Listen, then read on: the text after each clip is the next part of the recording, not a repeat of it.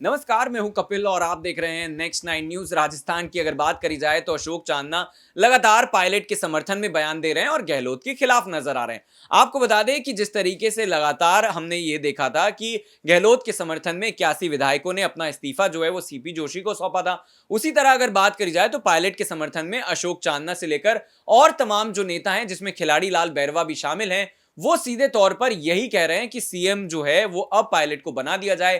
Pilot की अगर बात करी जाए तो उन्होंने कभी खुलकर इस तरह का बयान नहीं दिया, लेकिन उनकी नाराजगी बार बार ये बताने के लिए काफी है कि अब उन्हें मुख्यमंत्री पद का उम्मीदवार नहीं बल्कि मुख्यमंत्री पद को दे दिया जाना चाहिए। क्योंकि चुनाव की अगर बात करी जाए तो नवंबर दिसंबर में जो विधानसभा के चुनाव हैं वो राजस्थान में होंगे और अभी जिस तरीके से मार्च का महीना है तो माना जाए कि 6 से 8 महीने बाकी हैं और ऐसे में कांग्रेस जो है वो कहीं ना कहीं एक ट्रायल रन भी चला सकती है। यानी कि कांग्रेस पार्टी ये देख सकती है कि मुख्यमंत्री बनने लायक, ये पद आगे संभालने लायक पायलट हैं भी या नहीं। क्योंकि पायलट ने कहा था कि जो पेपर लीक हुआ इससे तमाम जो युवा हैं वो बेरोजगार हो रहे हैं, यानी कि अगर उन्हें सरकारी नौकरी वक्त से मिल जाती है तो कहीं ना कहीं इसमें ना सिर्फ जनता का फायदा है बल्कि सरकार का भी फायदा है, क्योंकि सरकार की फजीयत जो है वो लगातार बढ़ती जा रही है पेपर लीक मामले में।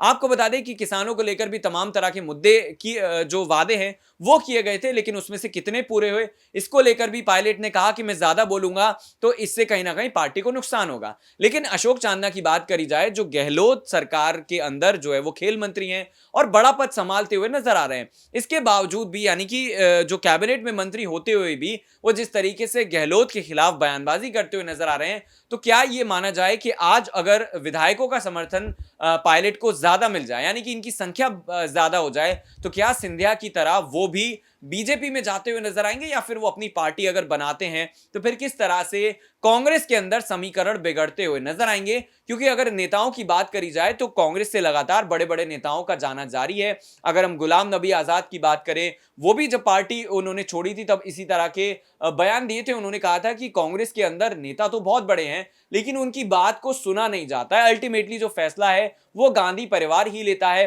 पीएम मोदी ने भी इसी तरह का आरोप लगाया था। उन्होंने कहा था कि मल्लिकार्जुन खड़गे का जो कंट्रोल है, रिमोट कंट्रोल है, वो किसके पास है वो मैं बेहतर तरीके से जानता हूं। साफ तौर पर इशारा गांधी परिवार की तरफ था।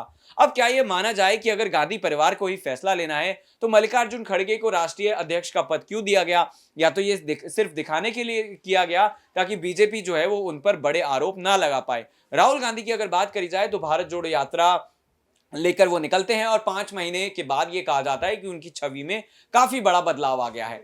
छवि में बदलाव आ गया है, लेकिन अगर यहां पर बात करी जाए तो किस तरीके से हम लगातार ये देख रहे हैं कि बड़े फैसले नहीं लिए जा रहे हैं और ऐसे में अगर सरकार जाती है तो क्या इसका ठीकरा गांधी परिवार के ऊपर फोड़ा जाएगा या फिर इसके लिए फिर एक बार मल्लिकार्जुन खड़गे ही जिम्मेदार होंगे? 3 राज्यों में चुनाव होते हैं और उसको लेकर भी खड़गे यही कहते हैं कि हमने ज्यादा सीटों पर चुनाव नहीं लड़ा, इसी वजह से हम चुनाव हार गए। तो आपका इस मुद्दे पर क्या सोचना है कि राजस्थान में अगर चुनाव होंगे और कांग्रेस की हार होती है तो किसके सर पर ठीकरा फोड़ा जाएगा? कमेंट करके जरूर बताइएगा। फिलहाल इस खास पेशकश में इतना ही। देखते रहिए नेक्स्ट 9 न्यूज। नमस्कार।